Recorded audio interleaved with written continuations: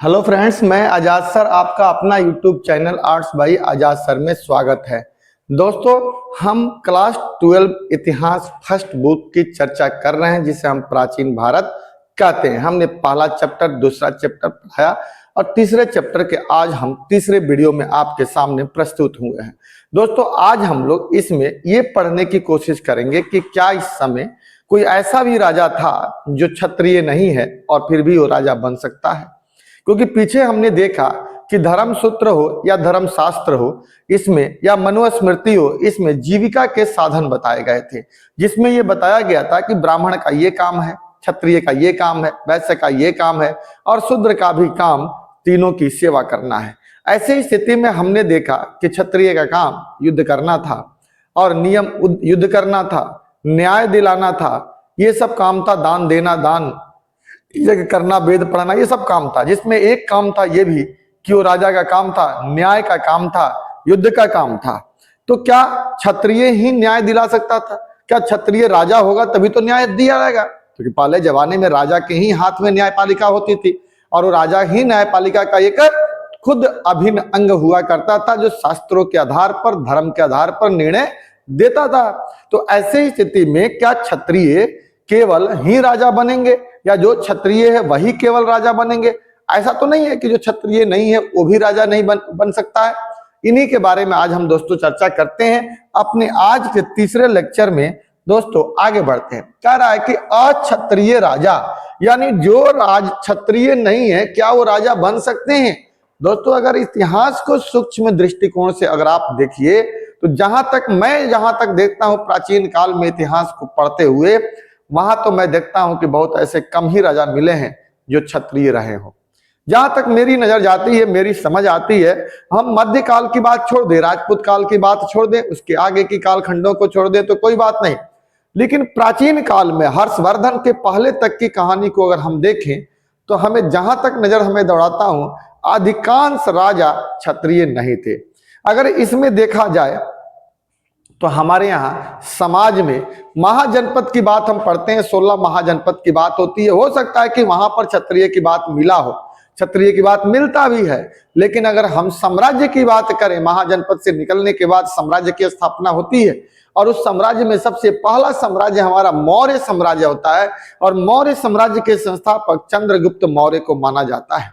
मौर्य साम्राज्य के संस्थापक चंद्रगुप्त मौर्य को के वंश परंपरा को भी लेकर के ये संदेह है कि क्या वो क्षत्रिय था या वैश्य था। निश्चित तौर पे इतना तो प्रमाण मिल चुका है कि वो क्षत्रिय नहीं था, फिर भी राजा हुआ। अब जब चंद्रगुप्त मौर्य था ऐसा, तो निश्चित तौर पे उसका बेटा बिंदुसार भी क्षत्रिय नहीं होगा, अशोक भी क्षत्रिय नहीं होगा, निश्चित तौर पे इस परंपरा में नहीं मिला। इसके बाद अगर हम देखें तो मौर्य वंश के पतन के बाद शुंग वंश आता है। शुंग वंश में भी ब्राह्मणों ने ही शासन किया, कर्ण वंश में भी ब्राह्मणों ने शासन किया और उसके बाद जो आता है मौर्योत्तर काल, मौर्योत्तर काल में जो उत्तर भारत में कनिष्क आया वो भी कोई ब्राह्मण नहीं था। अगर दक्षिण भारत में सातवाहन को देखा जाए तो सातवाहन भी ब्राह्मण ही थे, वो भी क्षत्रिय नहीं थे। और ऊपर में कुषाण वंश के शासक जो थे वो भी अपना क्षत्रिय नहीं थे। इस तरह से अगर गुप्तों की बात की जाए तो गुप्त भी क्षत्रिय नहीं थे। यहां तक कि मौर्य का मगध के शासक घनानंद की बात किया जाए तो घनानंद भी क्षत्रिय नहीं था। इस तरह से अगर देखा जाए तो अधिकांश राजा क्षत्रिय नहीं थे, जबकि हमारे यहाँ धर्म सूत्र और धर्म शास्त्र में कार्य के बंटवारे के आधार पर यह माना जाता था कि राजा क्षत्रिय ही होगा, अक्षत्रिय राजा नहीं हो सकता है। लेकिन हमें देखने को मिलता है कि अधिकांश राजा जो हुए हैं वो अक्षत्रिय ही हुए हैं। तो देखिए, शास्त्रों के अनुसार केवल क्षत्रिय ही राजा हो सकता था, ऐसा हमें सुनने को मिलता है। किंतु अनेक महत्वपूर्ण राजवंशों की उत्पत्ति तो अन्य वर्णों से ही हुआ था जिसके राजा क्षत्रिय नहीं थे। जैसे अगर मैंने अभी बताया मौर्य वंश को ले लिया जाए, जिनके एक विशाल साम्राज्य की स्थापना की थी, उसके संस्थापक चंद्रगुप्त मौर्य को लेकर भी बाबू विवाद है। बौद्ध ग्रंथ उन्हें क्षत्रिय मानता है, चलो ठीक है, तो ब्राह्मणीय शास्त्र उन्हें निम्न कुल का मानता है, इन्हें निम्न कुल का मानता है, क्षत्रिय नहीं मानता। तो ऐसे में कहां कहा जाए? इसके अलावा अगर शुंग वंश और यहाँ पर कर्ण वंश की बात किया जाए तो शुंग वंश हो या कर्ण, ये भी तो क्षत्रिय नहीं थे, ये तो ब्राह्मण ही थे। इस प्रकार यह कहना कि क्षत्रिय ही केवल राजा होगा, ये बहुत हद तक सत्य नहीं था। ये क्वेश्चन भी एक बार पूछा गया है। बल्कि राजनीति कहा गया कि राजा तो कोई भी बन सकता है जिसके पास संसाधन हो और राजनीति पे पकड़ हो। बल्कि राजनीतिक सत्ता का उपभोग हर वह व्यक्ति कर सकता है जिसके पास समर्थन हो और संसाधन हो। संसाधन और समर्थन दोनों चीजें अगर वो जुटा सकता है तो निश्चित तौर पर वह राजा बन सकता है, इसमें कोई डाउट नहीं है। आज भी जिसके पास संसाधन है और समर्थन जुटाता है वो समाज में अपना प्रतिष्ठा बनाता है। यहां पर भी कहा गया क्षत्रिय होना और ना होना ये बहुत बड़ी बात राजा के लिए मान्य नहीं रखता, क्योंकि हमने कई प्रमाण अभी देखा है। जुटा सके उपरोक्त शासकों के अलावा शक जो कि मध्य एशिया से आए थे, उन्हें तो हम मलेच्छ ही मानते थे। वो तो क्षत्रिय की दूर की बात है, ब्राह्मण भी नहीं थे, वैश्य भी नहीं थे। और सातवाहन शासक की बात करें तो वो तो ब्राह्मण ही माने जाते हैं, लेकिन इन लोगों ने भी शासन किया है। इस प्रकार अगर देखा जाए, और इस प्रकार यह बात सत्य नहीं है कि केवल क्षत्रिय ही राजा हो सकता है। ये बात समझ में आ गई दोस्तों। इसलिए केवल क्षत्रिय ही राजा होगा ये कहना बहुत हद तक उचित नहीं था और ना ही सही था। ये आपका एक क्वेश्चन पूछा गया है, आगे भी कई बार पूछने की संभावना बनती है दोस्तों, तो आप इसे ध्यान रखिएगा। अब आता है कि क्या समाज में कोई जाति थी और सामाजिक गतिशीलता देखने को मिलती है, यानी क्या जातियों का एक जगह से दूसरी जगह ट्रांसफरेशन होता है, या जातियां एक जगह से दूसरे जगह जाती है, ऐसे हमने कभी देखा नहीं है। लेकिन महाभारत में कुछ ऐसे हमें कथाएं सुनने को मिलती है, देखने को मिलती है, पढ़ने को मिलती है, जहां पर यह प्रमाण बताता है कि निश्चित तौर पर जाति एक स्थान से दूसरे स्थान गमन करती थी। ऐसा आपको समझ में ना आए तो इसको ऐसे समझिए। मान लीजिए कि मैं बिहार का हूं और कोई जाति से बिलोंग्स करता हूं, और वो जाति बिहार में रहती है, और वहां से मैं चल करके कहाँ आ गया, दिल्ली आ गया, और दिल्ली में आकर के मैं रहने लगा और मेरे समाज का विस्तार हुआ, तो क्या मेरी जाति बिहार से चल करके दिल्ली आई? इसी को तो गतिशीलता कहते हैं। ऐसा ही तो प्रमाण और ध्यान हमें बताने का प्रयास किया गया है महाभारत में, जहां पर कहानियों के माध्यम से कहा गया है कि एक लाट प्रदेश था। लाट प्रदेश हमें गुजरात को कहने को कहते हैं कि गुजरात को ही लाट प्रदेश कहते थे। वहां पर कुछ लोग रेशम बुनकर के लोग थे जो रहते थे, यानी रेशम बुनने का काम करते थे, वो भी एक जाति थी, बुनकर थे। और वहां से उन्होंने अपना सब कुछ लिया और कुछ बेच बाच करके पूरे बांधु बंधु के साथ, सके संबंधियों के साथ वहां से चल करके आ करके मध्य प्रदेश में बस गए। अब मध्य प्रदेश में बस गए, इस बात का प्रमाण क्या है? तो एक अभिलेख मंदसौर का मिला है जो मध्य प्रदेश में पड़ता है, और उस मंदसौर के अभिलेख में ये पता चलता है कि एक व्यापारियों का समूह जो बुनकर थे लाट प्रदेश से चल करके आकर के मंदसौर यानी एमपी में बस गए, और यहाँ बसने के बाद यहीं पर वो लोग रहने लगे। अब यहाँ पहले से ही लोग रहते थे और वो लोग आकर के बस गए, तो जहां पहले से 2-4 लोग जाति के थे और भी एक अलग प्रकार की जाति आ गई, तो क्या जातियों में जटिलताएं भी आई और जातियों का गति भी हुआ। इसी चीज को यहाँ बताने का, समझाने का कोशिश किया गया है कि क्या जातियों में गतिशीलता होती है या नहीं होती है। ब्राह्मणीय सिद्धांत में वर्ण की तरह जाति भी जन्म पर आधारित थी। वर्ण जहां मात्र 4 थे, वहीं जातियों की कोई निश्चित संख्या नहीं थी। वस्तुतः जहां कहीं भी ब्राह्मणीय व्यवस्था का नए समुदायों से आमना सामना हुआ, यथा नए व्यक्ति से मुलाकात हुई, जैसे निषाद, स्वर्णकार, उन्हें 4 वर्णों वाली व्यवस्था में समाहित करना उनके लिए संभव नहीं था। निश्चित तौर पे वर्ण व्यवस्था में जो 4 लोग थे उस जाति में जो आएंगे उन्हीं को तो रखेंगे, और उनसे अलग जो मिलते गए, रोड पे आगे बढ़ते गए, उनको कहाँ रखेंगे? तो उनको उन्होंने अलग से जातियों में रखा। आप इसको ऐसे भी समझ सकते हो कि एक यहाँ पर मान लीजिए कि ये वर्ण व्यवस्था वाला लोग थे। अब वर्ण व्यवस्था में जो आदमी नहीं समाया उसको यहाँ पे जाति में रख दिया, और जाति में भी जो लोग नहीं समाये उनको एक अलग ही वर्ग में रख दिया। उसको ये जाति वाले हो गए, ये अलग नामों से रखा गया, जिसमें मलेच्छ हो गया, चड्ढाल हो गया, पशुवत हो गया, ठीक है, इन लोगों को रखा गया। और इस प्रकार के समाज में श्रेणियों का विकास हुआ, वर्ण हो गए, जाति हो गए, और अन्य लोग आ गए तो वही कह रहा है कि वर्गीकरण कर दिया गया। उन्हें जाति शब्द इस काल की सामाजिक जटिलता को दर्शाता है, निश्चित तौर पर दर्शाता है यार। मान लीजिए जहां पे केवल 4 लोग थे, यानी वर्ण व्यवस्था थी, वहां 16 प्रकार के जाति और अलग अलग आकर के मिल जाती है, तो निश्चित तौर पे उसमें जटिलता आएगी। इसके अलावा भी और लोग मिल करके आ गए। ब्राह्मणीय सिद्धांत में वर्ण की तरह जाति भी जन्म पर आधारित थी।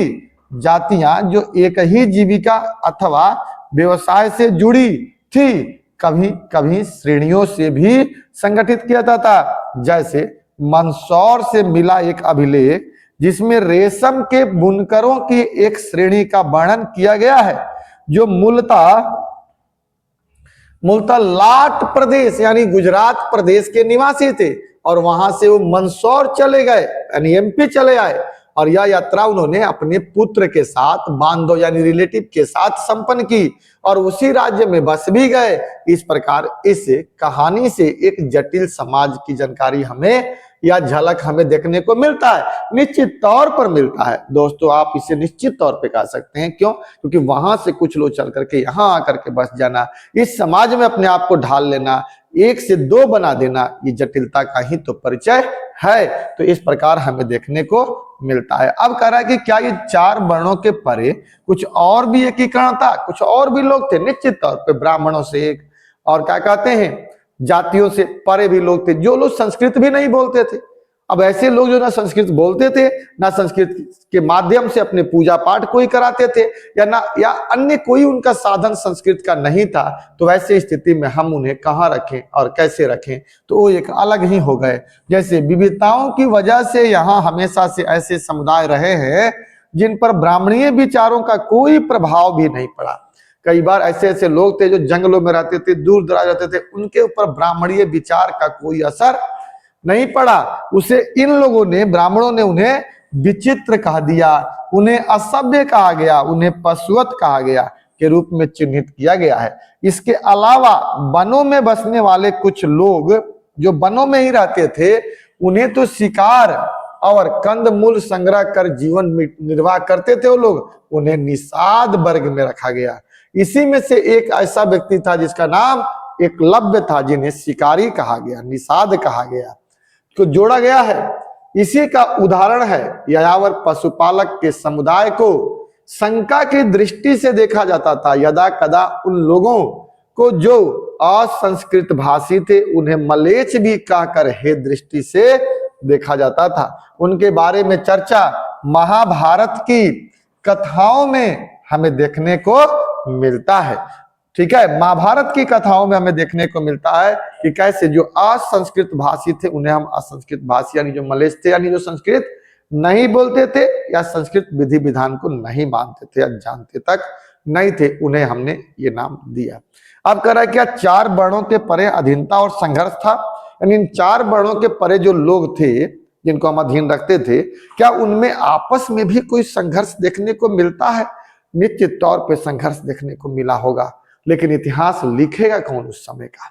इतिहास तो ब्राह्मणों ने ही लिखा था, और निश्चित तौर पर जब इन लोगों ने लिखा होगा तो निश्चित तौर पे उनकी बात उस समय की दबा दी गई होगी, जो उन्होंने संघर्ष का पैगाम छेड़ा होगा और अपनी बातें रखी गई होगी, और ये दिखाने का प्रयास किया गया कि निश्चित तौर पर ये 4 वर्णों से परे जो लोग हैं ये हमारे नियमों को आसानी से मान लिया करते हैं या करते होंगे। अब दोस्तों अब कह रहा है कि ब्राह्मणों ने समाज में कुछ वर्गों को अस्पृश्य घोषित कर दिया, जैसे चंडाल को, जिसको हम देख भी नहीं सकते थे, छूना की दूर की बात है। सामाजिक वैमनस्य को और अधिक प्रकार बनाया। ब्राह्मणों का मानना था कि कुछ लोग जो अनुष्ठानों से जुड़े थे वे पवित्र और पुनीत थे। ये लोग अस्पृश्यों से भोजन स्वीकार नहीं कर सकते थे, जबकि कुछ लोग दूषित माने जाते थे और उनका कार्य शव को यानी शव को दफनाना या हटाना माना जाता था। मृत को पशुओं के ढोने से था। उनको चंडाल की संज्ञा दी जाती थी। चंडालों को समाज में निम्न माना जाता था और चंडालों को देखना एवं छूना ब्राह्मणों के लिए अपवित्र माना जाता था। यहां तक कि मनुस्मृति में तो चंडालों के कर्तव्यों की सूची भी दे दी गई है कि उनका क्या क्या कर्तव्य था या उनका काम क्या क्या था, ये उनको करना पड़ता था।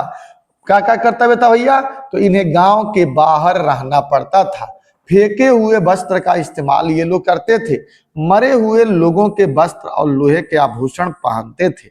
इस प्रकार देखा जाए तो अब्राह्मणीय ग्रंथों में चित्रित चंडालों के जीवन का विश्लेषण करके इतिहासकारों ने यह जानने का प्रयास किया कि क्या चंडालों ने शास्त्रों की निर्धनता, अपने हीन जीवन को स्वीकार कर लिया था? क्या उनकी इतनी जो हीनता थी समाज में, क्या इनको चंडालों ने स्वीकार किया? शायद नहीं किया होगा। संघर्ष तो निश्चित तौर पर किया होगा। हम ये पूरी तरह से कह नहीं सकते क्योंकि ऐसा कोई प्रमाण तो है नहीं, लेकिन जहां तक हम अनुमान लाते हैं कि इन्होंने स्वीकार नहीं किया होगा। निश्चित तौर पर इसका विरोध जरूर किया होगा, लेकिन इतिहास वो लिखेगा कौन, इतिहास वो बताएगा कौन? क्योंकि ये तो पढ़े लिखे थे नहीं कि अपने बारे में बताएंगे। इसलिए शायद इन्होंने देख करके सुन करके रह गए होंगे और हमें कोई प्रमाण नहीं मिला कि शायद इन्होंने विरोध किया कि नहीं किया। इस बात का इतिहासकार भी जानने की कोशिश कर ही रहे हैं। अब कह रहा है जन्म से परे संसाधन प्रतिष्ठा क्या था? संसाधन और प्रतिष्ठा। पिछले अध्याय में हमने देखा था कि धार्मिक संसाधनों को लेकर कैसे दान, भूमिहीन, खेतीहर, मजदूर, शिकारी, मछुआरे, पशुपालक, किसान, ग्राम मुखिया, शिल्पकार, वणिक और राजा सभी का उपमहाद्वीप के विभिन्न हिस्सों में सामाजिक उत्थान हुआ। यानी क्या हम ये बता रहा है कि क्या जन्म से ही कोई अमीर होता है या जन्म के बाद भी अमीर हो सकता है, उसका समाज बदल सकता है? तो ये बता रहे हैं कि निश्चित तौर पर 6ठी शताब्दी में आपने देखा कि पहले कोई अमीर नहीं था, लेकिन देहात कैसे बदला और उपज के तरीके ढूंढे गए और अनाज की पैदावार बढ़ गई, लोहे का व्यापक प्रयोग होने लगा, तो निश्चित तौर पे समाज में अलग अलग वर्गों का उदय हुआ। उन वर्गों में से ये वर्ग थे जो अमीर की श्रेणी में या धनी मनी श्रेणी में या मजदूरों से ऊपर उठ करके ये लोग आते थे। अभिनायक के रूप में उदय हुआ। उन्हें सामाजिक स्थान इस बात पर निर्भर था कि आर्थिक संसाधनों पर उनका कितना नियंत्रण है। आज भी हमारे गांव में चले जाइए, आज भी हमारे समाज में कहीं चले जाइए, तो हमारी हैसियत हमारे संसाधनों पर ही निर्भर होती है कि किसी व्यक्ति के पास कितना खेत है, किसी व्यक्ति के पास कितनी प्रॉपर्टी है। इसके आधार पर उसकी हैसियत का हम पता लगाते हैं। तो यहाँ पर भी आर्थिक संसाधनों पर उनका कितना नियंत्रण है, इसके आधार पर उनकी हैसियत पता चलती थी। लेकिन उसके ठीक विपरीत अब हमें यह देखना है कि संसाधनों पर नियंत्रण की क्या आशय था, यानी संसाधन पर नियंत्रण का मतलब क्या होता है। तो कह रहा है कि संपत्ति पर स्त्री और पुरुष के भिन्न अधिकार थे। संपत्ति पर स्त्री और पुरुष के निम्न अधिकार का तात्पर्य यह है कि संपत्ति पर महिला और पुरुष का अधिकार अलग अलग परिस्थितियों में अलग अलग होता था। ऐसा ही परिस्थितियों का उदाहरण का एक ग्रंथ है महाभारत, जिसमें धूर्त कीड़ा की कहानी भी है, जहां पर द्रौपदी को उनके 5 पति हार जाते हैं। हालांकि इसकी चर्चा धर्मसूत्र और धर्मशास्त्र में भी किया गया है। मनुस्मृति के अनुसार पैतृक संपत्ति या जायदाद का माता पिता की मृत्यु के बाद सभी पुत्रों में ही समान रूप से बंटवारा किया जाता था। उसमें महिला का या लड़की का कोई हकदार नहीं होता था। महिला को भी प्रॉपर्टी के रूप में लोग इस्तेमाल कर लेते हैं, जैसा हमने महाभारत में देखा है कि जुआ खेलते समय कीड़ा में धृतराष्ट्र जो थे अपनी पत्नी द्रौपदी को भी दांव पर खेल गए और हार भी गए। तो महिला भी एक प्रॉपर्टी के रूप में इस्तेमाल कर लेते थे लोग, ठीक है। किंतु ज्येष्ठ पुत्र को विशेष भाग का अधिकार था, लेकिन स्त्रियां इस पैतृक संसाधन से हिस्सेदारी की मांग नहीं कर सकती थी। परंतु विवाह के समय मिले उपहारों पर स्त्रियों का ही तो स्वामित्व माना था। यानी पहले माता पिता की प्रॉपर्टी में महिला का कोई हक नहीं माना जाता था, लेकिन शादी विवाह में जो लड़की को दहेज मिलता था, जो उनको गहना गुड़िया जो मिलता था, उस पर स्त्री का ही स्वामित्व माना जाता था। इसे स्त्री धन ही कहते थे, वही कह रहा है। और इसे स्त्री धन की संज्ञा दी जाती थी। यह संपत्ति उनके पुत्र विरासत के रूप में प्राप्त कर सकते थे, पर उस धन पर पति का कोई अधिकार नहीं माना जाता था, ठीक है दोस्तों, यहां तक बात समझ में आ गई। अब कह रहा है कि वर्ण और संपत्ति का अधिकार। ब्राह्मणीय ग्रंथों के अनुसार संपत्ति पर अधिकार का एक और आधार वर्ण भी था, जिसमें 3 वर्णों के लिए तो विभिन्न प्रकार की जीविकाओं की चर्चा की गई थी। निश्चित तौर पर ब्राह्मण के लिए क्या काम होगा, क्षत्रिय के लिए क्या होगा, शूद्र के लिए क्या होगा, सबके लिए जीविकाओं की चर्चा तो की गई, लेकिन शूद्रों के लिए मात्र सेवा को ही जीविका का आधार बताया गया था। क्या इससे कि समाज में विषमता नहीं आएगी? निश्चित तौर पे आई होगी, ठीक है, बताया गया था। लेकिन यह विधान बहुत हद तक उचित नहीं लगता, क्योंकि अगर ऐसा होता, ऐसी बात होता तो सबसे ज्यादा धन तो ब्राह्मण के पास ही होता और क्षत्रियों के पास होता, लेकिन ऐसा नहीं है। हमें निर्धन ब्राह्मणों की चर्चा भी मिलती है। आप निर्धन ब्राह्मण के तौर पे सुदामा को देख सकते हैं, ठीक है। इस प्रकार ब्राह्मणीय वर्ण व्यवस्था की आलोचना प्रारंभिक बौद्ध धर्म में विकसित हुई थी। यानी इसकी आलोचना किसने किया था? बौद्ध धर्म में हुआ था। बौद्ध धर्म ने तो सामाजिक विषमता की उपस्थिति को स्वीकार किया। उसने कहा कि समाज में विषमता तो थी, लेकिन ये कहना कि ये दैवीय सिद्धांत है, नैसर्गिक है, ऐसा नहीं है। उन्होंने समाज को बड़े ही उचित तरीके से व्याख्या करने का प्रयास किया है, जो हम आगे देखेंगे या अगले वीडियो में भी हम बात करेंगे किया। किंतु यह भेद ना तो नैसर्गिक था और ना ही स्वार्थ। बौद्धों ने जन्म के आधार पर सामाजिक प्रतिष्ठा को अस्वीकार कर दिया कि नहीं, जन्म के आधार पर तो समाज में भेदभाव नहीं था, जन्म तो नहीं था। इसको बाद में लाया गया। शुरुआती दौर में तो सब एक ही जैसे लोग थे, ठीक है, ठीक है दोस्तों। इस प्रकार से हमने यहां पर देखा कि समाज में कैसे विषमता थी। निश्चित तौर पर दोस्तों इसके आगे की कहानी जो अगले वीडियो में हम चर्चा करेंगे बहुत ही खूबसूरत होगी, जहां बुद्ध इस बात की व्याख्या करेंगे कि समाज में वैमनस्य या समाज में भिन्नताएं कैसे पैदा हुई। शुरुआती दौर में प्राकृतिक तौर पर तो हम सब लोग एक ही जैसे थे, ना कोई राजा था, ना कोई रंग था, ना कोई प्रजा थी, सब एक ही थे। बस अपनों के बीच में किसी को उत्तम और किसी को उत्तम की श्रेणी में रखते थे। लेकिन धीरे धीरे समाज विकसित हुआ और इसमें विधि विधान आया और समाज में विषमता पैदा हुई। तो दोस्तों अगर आपको वीडियो अच्छा लगे तो निश्चित तौर पे आप इसे लाइक करिएगा, शेयर करिएगा और सब्सक्राइब करना तो बिल्कुल मत भूलिएगा, क्योंकि एक से काल आगे की वीडियो भी मैं लेकर के आने वाला हूँ, जिसमें अब हम प्रश्न उत्तर की भी चर्चा आगे करेंगे। जब इस पूरे बुक को कंप्लीट कर लेंगे तो मैंने आपको पूरा बुक ही ये कंप्लीट करा दिया। तीसरा बुक पहले पढ़ाया, फिर दूसरा बुक, अब ये पहले बुक की हम लोग चर्चा कर रहे हैं, जिसमें अंतिम चैप्टर अब बचा हुआ है। जय हिंद, जय भारत।